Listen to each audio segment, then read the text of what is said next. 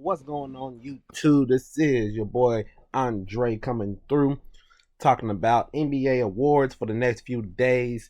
Of course, that's what's going on right before the playoff starts and stuff. I'm gonna go ahead and get out all of my NBA awards, minus the Clutch Player Awards and all NBA teams. One for the Clutch Player Award, I really don't care too much about the Clutch Player Award, mainly because it's for the regular seasons anyway, and it's I don't know. I just don't really understand how they factor in everything for clutchness. You know what I'm saying? I understand because there's different ways you can define clutch. Are you calling clutch like the last few seconds on the clock clutch to seal the game or get the W? Or you calling it the last 5 minutes of the fourth quarter in a certain amount of distance in between every game? I just don't.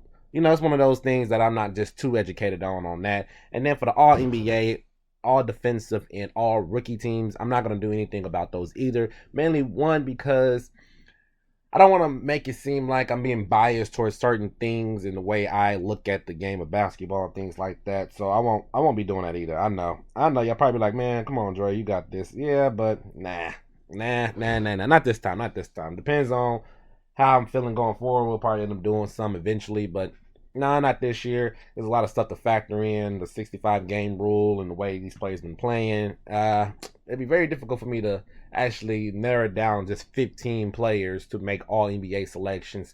Don't forget, all NBA selections are positionless, so you can have all guards on the first team, all forwards on the second team, all centers on the third teams and stuff like that. If I'm not mistaken, all defensive teams are still the two guards, two forwards, and a center for first and second, and then all rookies. I think that just doesn't matter. Just whoever's the best rookie. So I'm not gonna mess with all that. That's a lot of different things. So here for the first one today, we're focusing on who is the most improved player. In my personal opinion, if you don't, the way I look at most improved player, right? The way I look at it is how did these players play this season compared to last season, right? One of the things one of the things I discount is second year players. So J Dub from my Oklahoma City Thunder is not in my most improved player talks, mainly because it is just his second year. And if you've seen the pattern with his career since his rookie season, every single month he gets better and better and better at a certain position. He get better at scoring. He gets better at X amount of stuff throughout the entire year. So I won't be factoring. I mean, plus he's a second year player. Definitely got to see how he's playing in the playoffs, but I'm not going to factor in J Dub because it's his second year. To me, it's a two-man race. It's between Tyrese Maxey and Kobe White. And if I had to give the choice to, I'm giving it to Kobe White. Actually, I understand a lot of people is going to go for Tyrese Maxey because of what he's been doing, but in my personal opinion, Tyrese Maxey last year, he was already putting up close to 20 points per game already, if not 20 points per game already.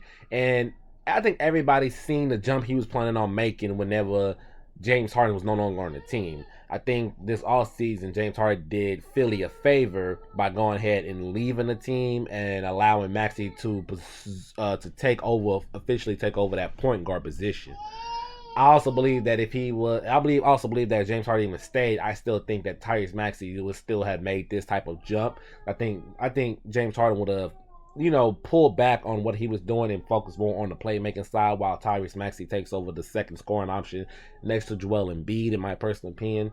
So for me, this is not really, I guess for me, it's not really an improvement for me. Yes, he jumps up to 26 points per game and he's playing better in his role. The playmaking is better. The defense is probably is most likely better.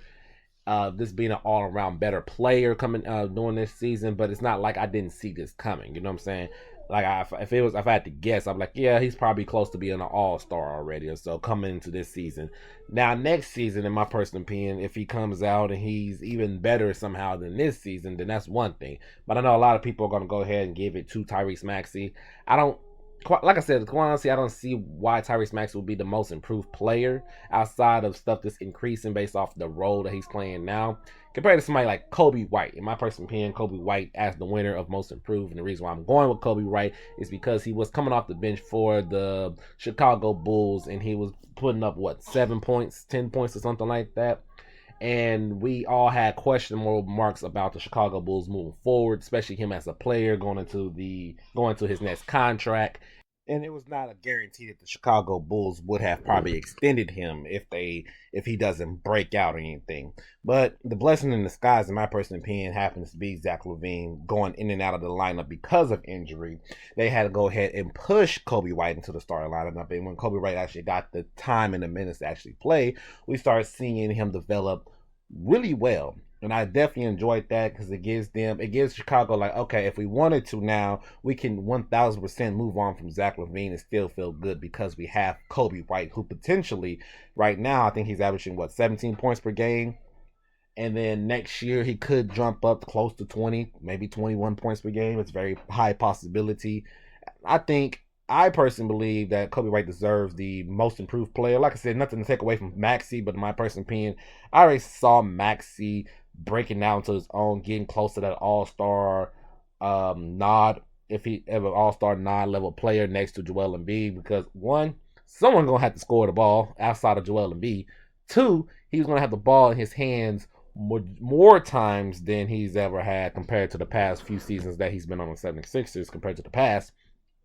And it was just a best opportunity for him. While Kobe White, on the other hand, it was a big time question mark whether or not the Bulls, whether or not he'll be able to actually showcase what he can actually do. We get glimpses and stuff throughout the season, but we didn't get to showcase it until this season, and that's all mainly because of big time injury from Zach LaVine that kept him in and out of the lineup, which allowed Kobe White to come in and showcase to the Chicago Bulls management, hey, give me the ball and I can show and we can do some real things. And he's been going off and it's been absolutely beautiful to watch. That's my personal opinion. Like I said, I think Kobe White deserves most improved. That's why I'm picking for most improved. Of course, Tyrese Maxey. If Tyrese Maxey go ahead and win it, not gonna fault it at all. But that's why I got for most improved player, Kobe White. Next it will be Tyrese Maxey. But if we're gonna talk about a little bit to end this off a little bit longer, the most improved player award, in general sense, the most improved player award is who improved the most from the year beforehand, not the second year. And I can even argue not even year 3, because if you take a look at a lot of these players, there's naturally supposed to be some sort of growth right there, so some progression that player is supposed to make into that second year, from a rookie to a second year. Maybe in year 1, the player wasn't a good defender or so, or he was average, and then the next year he's above average, or he's becoming an elite defensive player. This player wasn't this good at shooting threes this next year. Guess what? He's shooting threes now, and he's making them at a respectable clip. That's what's most improved. Outside of just taking a leap in scoring, it should be all around game. This player goes from 10 points in 22 minutes, and now this player is averaging 18 points 30 minutes. Also, he's shooting better from the field, from the free throw line. He's getting more rebounds. He's dishing out more assists. He's a better defensive player than he was when he is now compared to what he was doing the year before. That's most improved in my personal opinion.